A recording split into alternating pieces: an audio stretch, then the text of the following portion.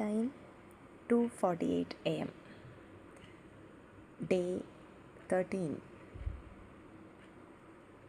நேற்று என்ன நடந்துச்சு? Early morning எழுந்திரிச்சேன்.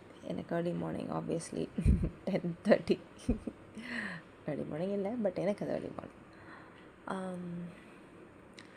அம்மாவுக்கு வீடியோ கால் பண்ணேன், பேசினேன். அம்மா ஒரு மாமா வீட்டில் இருக்காங்க, மம்மானி கிட்ட பேசினேன். மம்மானினா மாமா வைஃப், அவங்கக்கிட்ட பேசினேன். அவங்கெல்லாம் என்ன திருவிழாவுக்கு கூப்பிட்டாங்க. படுத்துகிட்டே இருக்காத, எந்திரிச்சு சாப்பிடு அப்படின்னாங்க.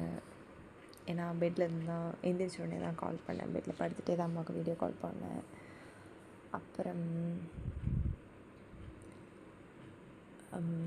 பிளாக் ட்ரெஸ் போட்டேன்.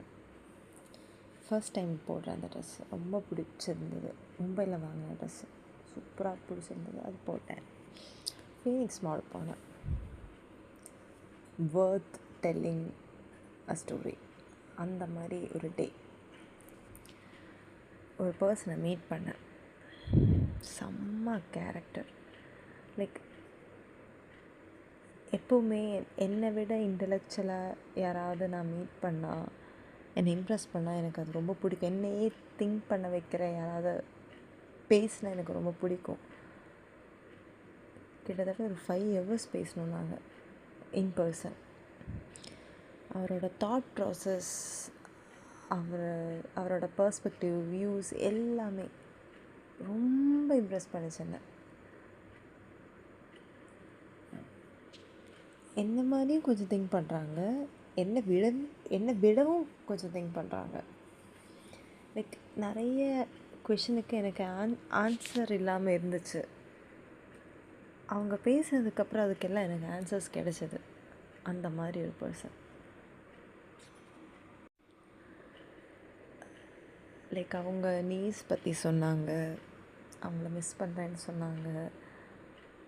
அவங்க அந்த நீஸ் பிறக்கும்போது அவங்க கூட இருந்தாங்க. இப்போ அந்த பொண்ணு பெரிய பொண்ணு ஆயிடுச்சு. அவங்க ஃபேமிலி ரொம்ப கன்சர்வேட்டிவ். ஸோ அந்த பொண்ணு 8th standard படிக்கிறாங்களாம். ஸோ லிப்ஸ்டிக் போட்டப்போ வீட்டில் திட்டினாங்களாம். அதுக்கு இவர் சொல்கிறாரா, அந்த பொண்ணோட இன்ட்ரெஸ்ட் தானே, போடணுமா வேணாங்கிறது அவங்க இன்ட்ரெஸ்ட் தானே. ட்ரெஸ்ஸிங் எல்லாமே லைக் என்ன எல்லோரும் ஜட்ஜ் பண்ணுவாங்க, ஈவன் என் ஃபேமிலி, ஆஃபீஸ் எல்லாமே. பட் எப்படி சொல்கிறது, என்ன மாதிரி திங்க் பண்ணுறாங்க, லைக் அது அவங்களோட பர்ஸ்னல் அப்படின்னு. நிறைய பேசணும், நிறைய விஷயம் மறந்துடுச்சு. இன்னொன்று எனக்கு ஸ்ட்ரைக் ஆனது வந்து ஆஃபீஸில் எப்படி பிஹேவ் பண்ணணும், ஆஃபீஸில் டேட் பண்ணால், ஆஃபீஸில் இருக்கிறவங்கள டேட் பண்ணால் என்ன ஆகும், நம்மளை அறியாமலே நம்ம பயஸ்ட் ஆகிடுவோன்னு சொன்னாங்க. அதை நான் திங்கே பண்ணல. லைக் அது என்னோடய தாட் ப்ராசஸ்லேயே அது போகலை. அப்படி இருக்குமோன்னு வரைக்கும் என்னை திங்க் பண்ண வச்சாங்க.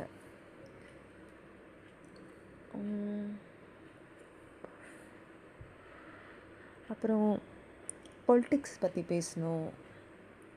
டிவிகே, விஜய் எல்லோரும் லைக் நிறைய பேர் என்கிட்ட விஜய்க்கு ஓட் போடக்கூடாது அப்படின்னு சொல்லியிருந்தாங்க. பட் எனக்கு விஜய் மேலே கோவம்லாம் கிடையாது. இந்த கரூர் இன்சிடெண்ட்டோ இல்லை அவரோட பர்சனல் லைஃப்போ அதை என்னை எப்போவுமே பாதித்ததில்லை. அதுக்கு அவங்க எனக்கு ஒரு சூப்பரான ஒரு எக்ஸ்ப்ளனேஷன் கொடுத்தாரு.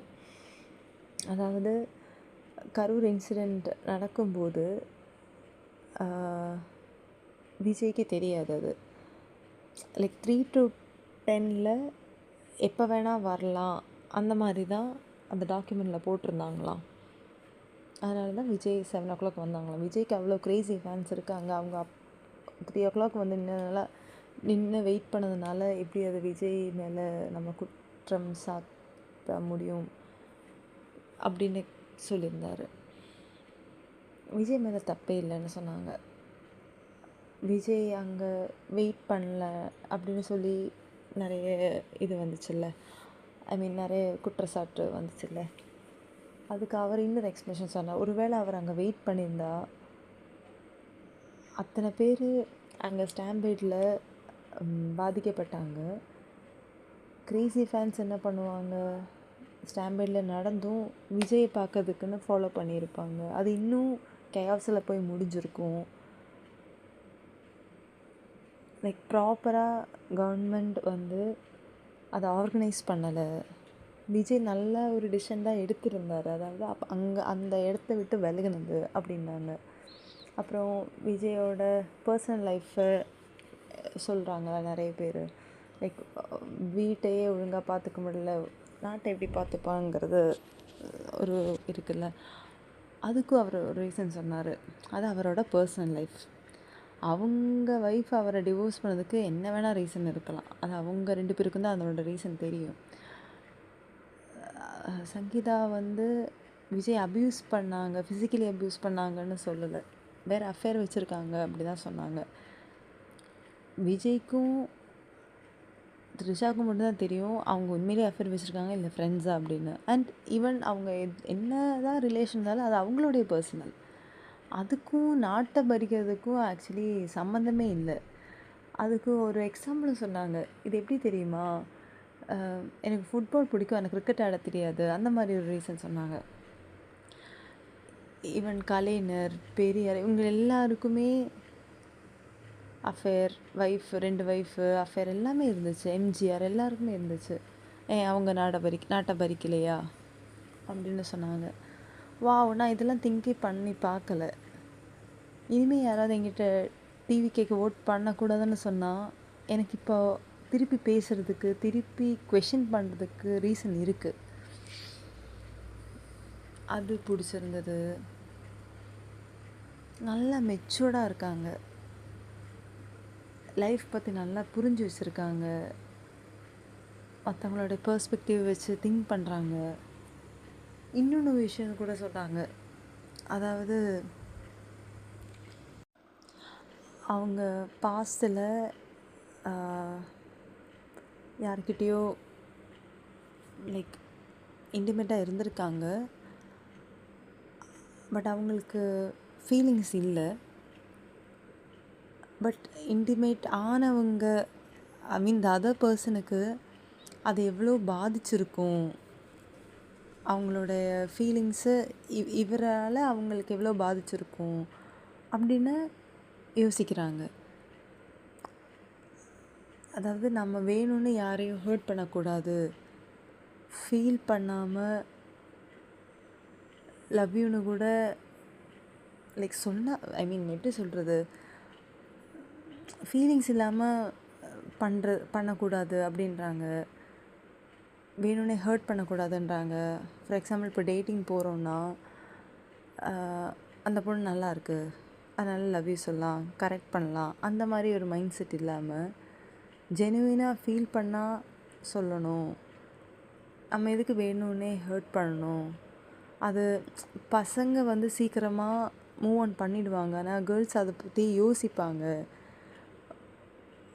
ஒரு எந்த காரணத்தை கொண்டும் ஒரு பேட் எக்ஸாம்பிளாக ஒரு பையனை அவங்க வைக்கக்கூடாது லைஃப்பில். ஃபார் எக்ஸாம்பிள் இப்போது ஒரு பொண்ணு கூட அவங்க டேட் பண்ணாங்கன்னா அந்த பொண்ணுக்கு ஒரு நெகட்டிவ் எக்ஸ்பீரியன்ஸ் கொடுக்கக்கூடாது, எல்லா பசங்களும் இப்படி தான்னு ஒரு மைண்ட் செட் அவங்களுக்கு வரக்கூடாதுன்னு வரைக்கும் யோசிக்கிறாங்க. இவ்வளோ இமோஷனல் இன்டெலிஜெண்ட்டாக நான் என் லைஃப்பில் யாரையும் பார்த்ததில்லை. ஐ மீன் பசங்களில், பொண்ணுங்களையும் பார்த்ததில்லைன்னு வச்சுக்கோங்களேன். இப்படியெல்லாம் யோசிக்கிற ஆளுங்க இப்போது இருக்கா, அந்த மாதிரி தோணுச்சு. செம்ம கேரக்டர், எனக்கு நல்லா இம்ப்ரெஸ் ஆகிட்டேன். ஒரு கட்டத்துக்கு மேலே லைக் லைஃப்பில் எனக்கு ஏதாவது ஒரு பாயிண்டில் நான் ஸ்டக் ஆனால் இந்த பர்சன்கிட்ட போயிட்டு உங்களோட பெர்ஸ்பெக்டிவ் சொல்லுங்கள், எனக்கு உங்கள் ஒப்பீனியன் தேவைப்படுதுன்னு வரைக்கும் கேட்குற அளவுக்கு எனக்கு தோணியிருக்கு. யூஸ்வலாக நான் யார்ட்டையும் அட்வைஸ் கேட்க மாட்டேன், பட் இவங்கக்கிட்ட கேட்டால் இவங்களோட வியூ தெரியுன்ற மாதிரி எனக்கு தோணுச்சு. நான் சொன்னது வெறும் ஒரு ஜெஸ்ட்டு தான், இன்னும் நிறைய நாங்கள் பேசணும். அவரோட வே ஆஃப் ஹேண்ட்லிங் திங்ஸ், லா பற்றி நல்லா தெரிஞ்சு வச்சுருக்காங்க. ஆர்கிடெக்சர் நல்லா தெரிஞ்சிருக்காங்க, ஸ்ட்ரக்சரல் இன்ஜினியரிங் தெரிஞ்சிருக்காங்க. அவங்க எனக்கு எக்ஸ்பிளைன் பண்ணது கிளிப்பிள்ளைக்கு சொல்கிற மாதிரி, லைக் க்யூரியஸாக இருக்கும்போது அதுக்கு எனக்கு எப்படி புரியுமோ அந்த மாதிரி வரைஞ்செல்லாம் காமிச்சாங்க. ஸ்ட்ரக்சரல் இன்ஜினியர் அதுனா என்னன்னே எனக்கு இதுதான் தெரிஞ்சது. காலம், பீம் என்னெல்லாமோ சொன்னாங்க. லைக் ஒரு குழந்த மாதிரி ஃபீல் பண்ணேன். எதுவும் தெரியாத ஒரு குழந்த இதை பற்றிலாம் தெரிய வருது அப்படின்னு ஃபீல் பண்ணேன். இன்னும் நிறைய தெரிஞ்சுக்கணும் லைஃப்பில், நான் இன்னும் நிறைய பார்க்க வேண்டியதாக இருக்குன்னு வரைக்கும் எனக்கு தோன்ற அளவுக்கு நாங்கள் பேசணும். அப்புறம் வேற ஒன்று நடந்துச்சு. அந்த நான் பிளாக் ட்ரெஸ் போட்டுட்டு நடந்துட்டு இருந்தேன். ஒரு குழந்த என்னை லைக் அடித்தாங்க. வேணும்னு அடிக்கலை, லைக் கை பட்டுடுச்சு. தட்டினாங்களா அடித்தாங்களா எனக்கு தெரியல. என்னடா ஒரு குழந்த நம்மளை அடிக்குதுன்னு திரும்பி பார்த்தேன். அப்புறம் குழந்தை என்னை பார்த்துட்டே போயிடுச்சு.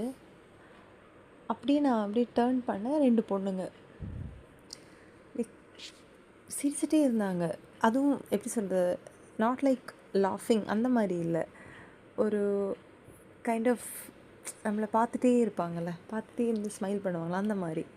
அவங்க ஏதோ சொன்னாங்க, எனக்கு அப்போ ப்ராசஸ் பண்ண முடியல. நான் வேறு ஏதோ யோசிச்சுட்டு இருந்தேன், அந்த குழந்தைய பற்றியே யோசிச்சுட்டு இருந்தேன். அவங்க ஏதோ சொன்னாங்க, இங்கிலீஷில் தான் ஏதோ சொன்னாங்க. அப்புறம் நான் கேட்டேன், ஐ டிடன்ட் கெட் யூ அப்படின்னேன். அப்போது அவங்க சொன்னாங்க, யூ மேட் அஸ் ப்ளஷ் அப்படின்னாங்க. You look so cute, so beautiful அந்த மாதிரி ஏதோ சொன்னாங்க. எனக்கு அப்போது அப்படி தோணுச்சு. நான் அதுதான் ரெஸ்பாண்டும் பண்ணேன், தேங்க்யூ ஸோ மச் அப்படின்னு. அதுக்கப்புறம் மறுபடியும் அதே மாதிரி நிறைய சொன்னாங்க. என்னோடய ட்ரெஸ்ஸிங் சொன்னாங்க, டேட்டூஸ் சொன்னாங்க, ஹேர் கலர் சொன்னாங்க, என்னென்னமோ சொன்னாங்க. அப்புறம் ப்ளஷர் இஸ் மைண்ட் சொல்லி நான் அவங்களுக்கு போ பண்ணேன். ஃபீனிக்ஸ் மால் வரைக்கும் போகிறதுக்கு உருப்படியான ஒரு விஷயம் நடந்தது. அதாவது 1, என்னோடய பெர்ஸ்பெக்டிவ் சேஞ்ச் ஆனது. 2, நல்ல மனிதனை பார்த்தேன், ஹியூமன், நல்ல மனிதன். அப்புறம் இந்த 2 பொண்ணுங்க. நல்லா இருந்துச்சு. எ டே வெல் ஸ்பென்ட்.